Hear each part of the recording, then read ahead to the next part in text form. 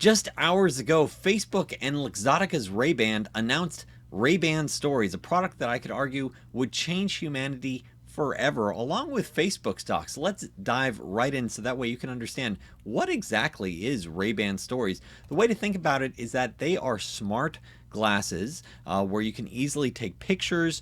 This two 5 megapixel cameras on the edge of the frame with this capture button. Easily click it if you want, or you can just say, hey Facebook, take a video or take a picture for hands-free experience. They also have these open ear speakers so you can listen to music, podcasts, or take phone calls, and what I'd argue is a very compelling intro price of around $299.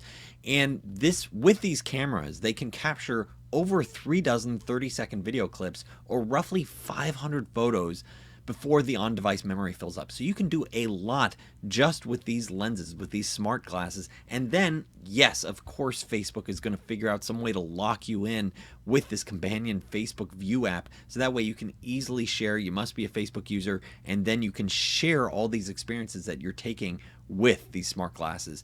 And one article written on The Verge talking about how effectively this is not a Facebook branded product. This is a Ray-Ban branded product going to be sold in all the different Ray-Ban outlets. And one should reiterate, here it is, this is just the beginning. They talk about how they're making inroads into augmented and virtual reality, and how the company has over 10,000 people making consumer hardware, including a smartwatch. It plans to help control its eventual AR glasses. So there's a lot of investment that's going on here with Facebook. This is just the beginning of what you should expect with future consumer products that are going to be interacting with your reality. And just full heads up, I did make a prior video on Facebook. I published it here on YouTube in January earlier this year. So published earlier this year, stocks up about over 50% since then. And so folks are wondering, so what could Ray-Ban Stories do for Facebook stock, humanity in general? I'll talk about both those in 1 second. One should think about Facebook as driven by a couple of different things. Its advertising business is driven off of the number of users on their platform, and this is just their Facebook daily active users. It doesn't consider all the other different platforms that they have. But as you look at Facebook, the original key product that launched Facebook, as you look at it, it's driven by the number of users, the amount of ads they see, and the amount that advertisers spend on those ad placements. So if it's really about, hey, can you get more and more users to be looking at ads? So you can saturate it with them with a ton of ads, but that can only take you so far. Then you have to look at pricing power, and then you have to raise ad pricing. And that has happened over time. And you could say, hey, over time, we're going to get more and more users. The challenge is we are sort of reaching this point where I believe North America Facebook users are probably saturated. Not saying Instagram, but Facebook. And you can see how Facebook daily active users is actually down 2% from the pandemic peak, from 198 million to 195 million. That said, still growing the rest of the world. That said, the monetization for these other countries, these other segments of the world is much, much lower than North America. And this is predominantly Facebook, despite all these inroads into commerce and, trying to do AR, VR, trying to do, this cool glasses. What you're looking at here is still an advertising business. Vast majority of the revenue, over 95% of the revenue, is still advertising related. And I'd argue this launch with Ray-Ban, this Ray-Ban Stories, this is just the beginning. Eventually, I believe everything, this will start off slow, but then eventually everything will be recorded by default, and you'll have personalized AI everywhere. And I think that is a revolutionary direction for not only Facebook, where it's going to be increasing engagement, but also humanity, where it's going to be this default where it's like, yes, you're going to have constant experiences being recorded and analyzed by artificial intelligence to sort of say, hey, can I help you? Here are these things. Oh, you said you were going to have a phone call with this person. You know what? We were listening in. Would this be helpful to you if we scheduled this? Oh, you said you needed this. Would you like this grocery order?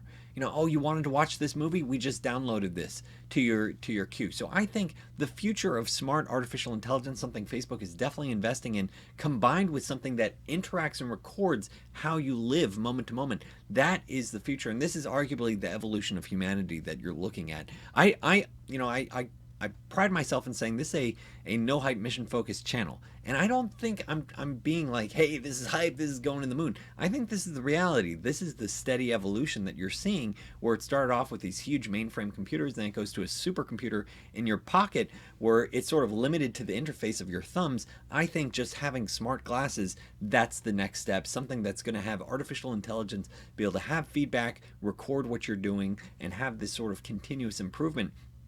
I think that's the future of humanity. Looking at that, that's my personal bet. So we'll see how it happens, and so, and honestly, it's not just my sort of idea.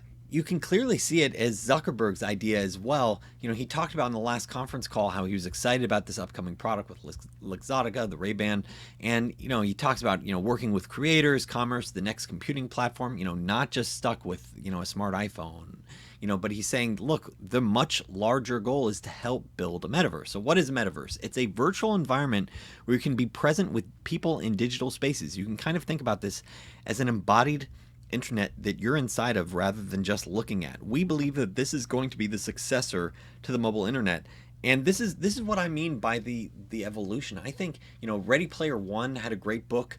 There was Ready Player 2 as well that sort of talks about this. I really enjoyed both books, but the example being that if you start recording all of your experiences, and of course there'll be a voyeur aspect to this in the future, but as you start recording all your experiences, people will want to see and learn things from other people's perspectives. And so they'll be able to say, oh, these are the experiences that shape that person. Of course, that's the reason why, XYZ behaves that way. And so I'm looking at this and saying, wow, this is the first steps into the metaverse, what I'm looking at. And so then the next question is, okay, so Facebook stock's up about 50%. What could all this news potentially do for Facebook stock? And so here it is. I'm going to do a quick plug where my name is Daniel. You're watching Unrivaled Investing.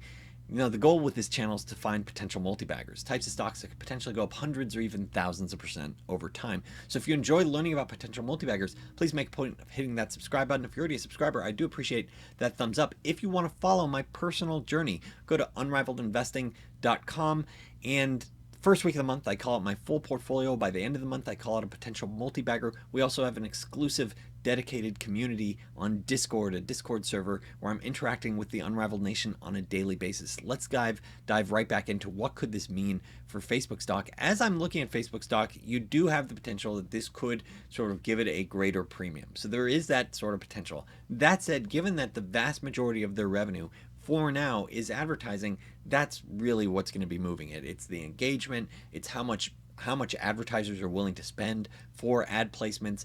And when I think about this product, this ultimately is to reinforce engagement, to make sure the users, you don't keep having a decline, let's say North American users, because let's say they're making it so easy to take pictures that folks are going to say, oh yeah, I'm just going to stick with this Facebook app. It's so easy to share with other people. So maybe this is something that could sort of encourage future growth with their users, or at least sort of stabilize it in places like North America where arguably it's much closer to saturated. And so I'm looking at that. Increasing engagement leads to more ad views, more revenue. And so looking at it where they are now based on their current valuation, it's around $380 a share, nearly $1.1 trillion market cap. And I'm still thinking that this company, despite this 50% run up, it's still not, crazy expensive. It's nice to see this 50% run up, but in fairness, they're still expected to grow. I'm penciling out, I'd argue conservatively, somewhere, in the mid 30% growth. In the second quarter, they posted over 50% growth. So looking at 30% growth, I assume slightly higher margins of, let's say, 45 to 50%. Part of that is because they have 10,000 people, as I already called out, working on hardware products that really don't contribute to the bottom line right now. So if you were to think about their core advertising business model, that is much higher profit margins. Don't give any credit to all these investments like Ray-Ban Stories, and this is sort of pure play, almost pure play on what the advertising business is worth based on these margins. And so then what's the growth rate in the years ahead? Once again, I'm trying to have some sort of conservative expectations for what this could look like in the years ahead, based on international, not only user growth, but pricing power over time.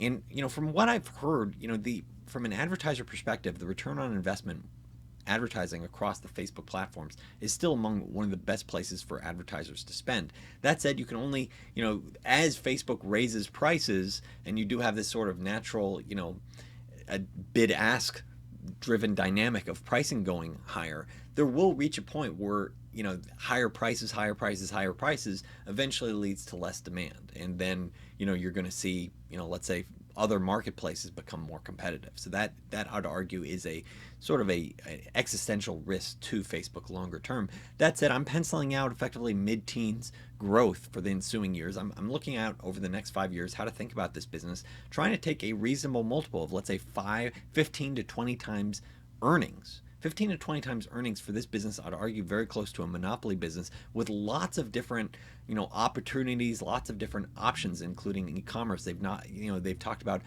partnerships with Shopify and with TikTok, and huge amount of cash on their balance sheet. And the fact that they're going to be buying back stock, they generate, like $40 billion in cash a year currently. That's at least the run rate in terms of their free cash flow. So I'm looking at this and saying, back of the envelope would suggest over the next 5 years, you're either going to make a little bit or make, maybe mid to high teens. That's sort of what you're playing for as an investor based on what I'd argue are these conservative assumptions. So this is a framework. Of course, the stock price could go way higher, way lower. You could have a recession where all of a sudden ad spend demand, dries up. So that would definitely, sort of throw this off.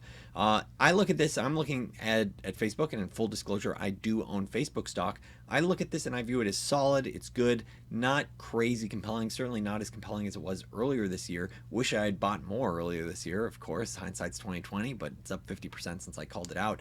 That said, Unrivaled Investing Journey subscribers, the Unrivaled Nation does know about the potential multi-baggers I call out each month.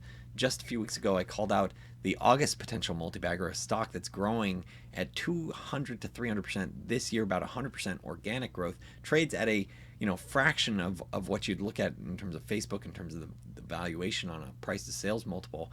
And I just view this as, I'm looking for these types of bets where it's like, yeah, this is the type of thing it can go up hundreds or even thousands % over time. That's the goal. Facebook, it's already $1.1 trillion company.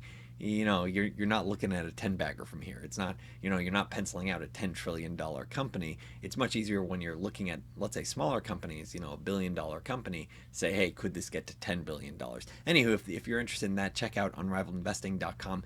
If this video talking about, this Ray-Ban stories, what it could mean for humanity, what it could mean for Facebook stock, if that's been helpful for you, please make a point of hitting that subscribe button, hit that thumbs up. Thanks so much for watching.